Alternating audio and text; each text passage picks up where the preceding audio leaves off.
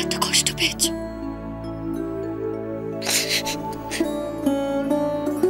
এত কষ্ট পেয়েছো তুমি।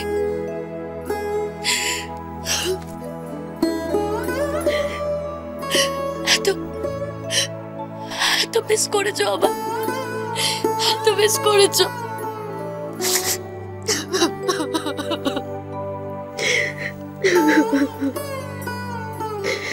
তুমিও তো আমায় মিস করেছো মৌরি।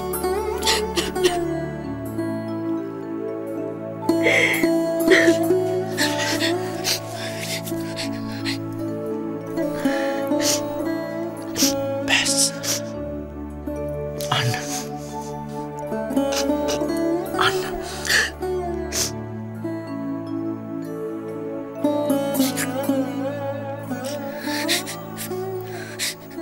এসো আমার সাথে। কোথায় যাব?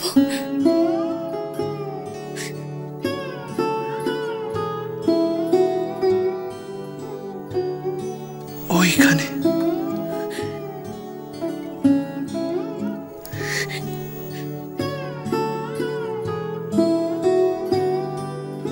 এই চলো, চলো চাঁদ দেখে আসি। আমাদের ভালোবাসার সাক্ষী,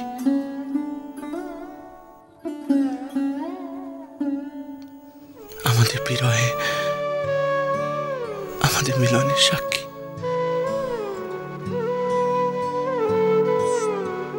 তুমি যাবে না আমার সাথে? যাবো।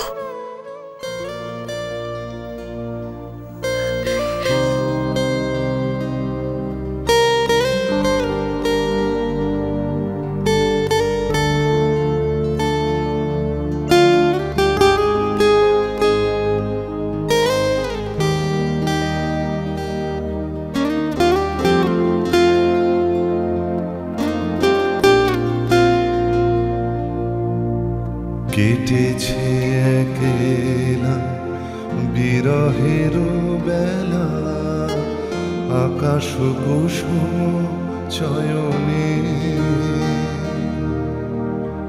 সব পথ বেশে মিলে গেল শেষে তোমার দুখানি নয়নে নয়নে নয়নে।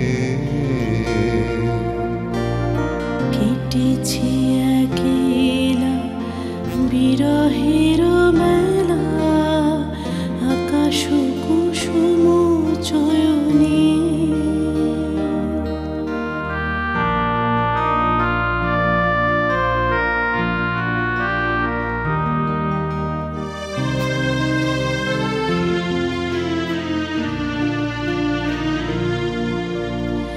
দেখিতে দেখিতে নূতন আলোকে কে দিল রুচিয়া ধ্যানের পুলকে, নূতন ভুবন নূতন দুলোকে মোদের মিলিত নয়নে নয়নে নয়নে। কেটেছে একলা বিরহের বেলা, আকাশ কুসুম চয়নে।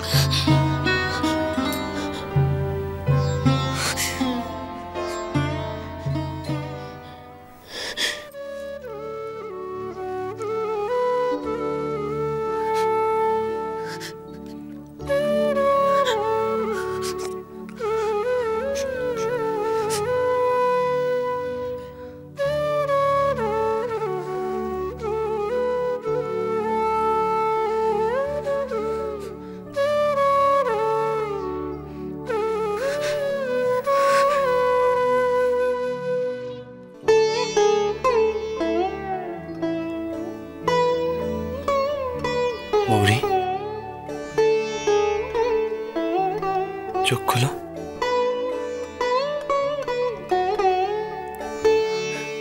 ওই দেখো,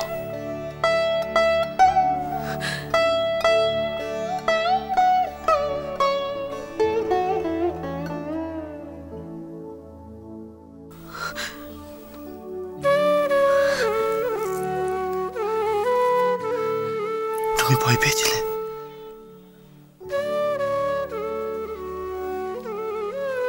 কেন? এখনো ভয়? আর কারোর সাথে নেই যে তোমাকে আমার থেকে আলাদা করে দেওয়া। এখন থেকে রোজ রোজ আজীবন আমি ঘুমোতে যাওয়ার আগে শুধু শুধু তোমাকেই দেখব। আবার সকালেও ঘুম থেকে উঠে আমি শুধু তোমাকেই দেখব মৌরি,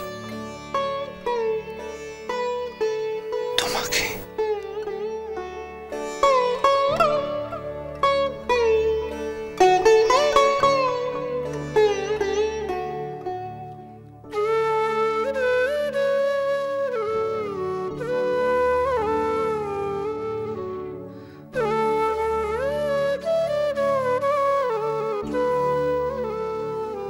ভাগ্যিস তুমি আমাকে এই চাঁদের কথা বলেছিলে। জানলা দিয়ে এই চাঁদকে দেখে আমি যত না কষ্ট পেয়েছি, ততটাই শান্তি পেয়েছি আমি আমার নিজের মনে।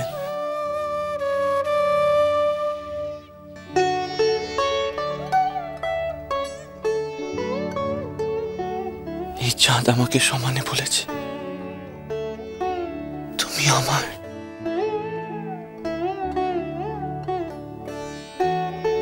তুমি আমারই আছো মৌরি,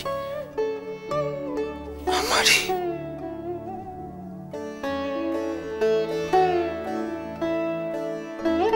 তুমি জানো,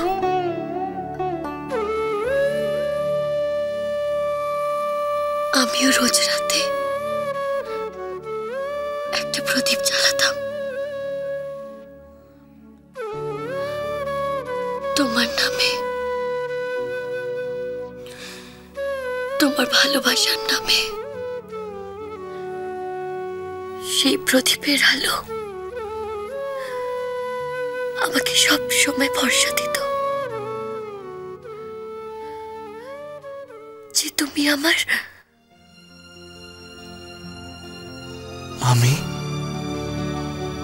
আমি কি? তুমি শুধু আমার, শুধু আমার।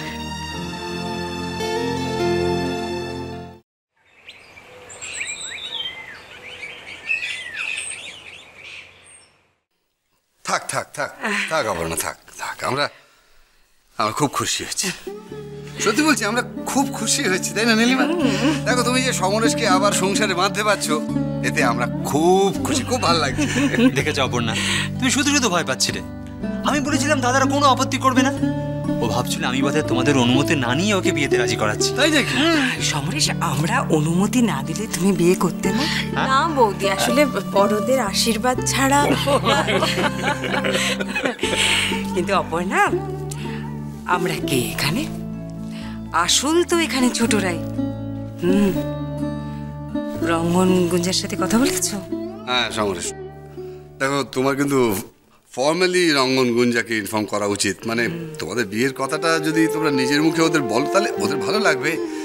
দেখো, আসলে ওরা ছোট ঠিকই, কিন্তু এখন তো অত ছোট নেই, তাই কাজে কমে তো ওদের পরামর্শটা খুব জরুরি, খুব দরকার, তাই না?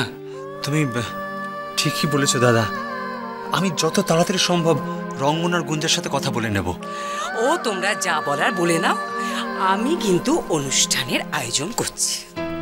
আমার অনেক দিনের শখ, বাড়িতে একটা শুভ অনুষ্ঠান হোক। যতবার আমি প্ল্যান করি, সব সময় কোনো না কোনো বাধা আসে না। আমি আর কোনো বাধা শুনবো না। অনুষ্ঠানটা হবে হবে হবে। হ্যাঁ, অনুষ্ঠান মানে হাতকে ওঠার কি আছে? আচ্ছা, বাড়িতে একটা বিয়ে হবে, লোকজন আসবে না? হইচই হবে না? আমার উপর ছেড়ে দাও। তোমরা রঙ্গন গুঞ্জার সাথে কথা বলো, আমি আমি এদিককার ব্যবস্থা করে ফেলছি। হ্যাঁ, আমরা ও আপনারা শোনো শোনো শোনো শোনো শোনো, চলো তোমার ঘরে চলো, একবার দেখে আসবে কি কি চেঞ্জেসের দরকার আছে। আমার সঙ্গে এসো এসো এসো। বৌদি বৌদি বৌদি বৌদি শোনো শোনো শোনো প্লিজ, এই আমার ঘরে আবার কি পাল্টাবে? ওটা আর তোমার ঘর থাকবে না ঠাকুরপো।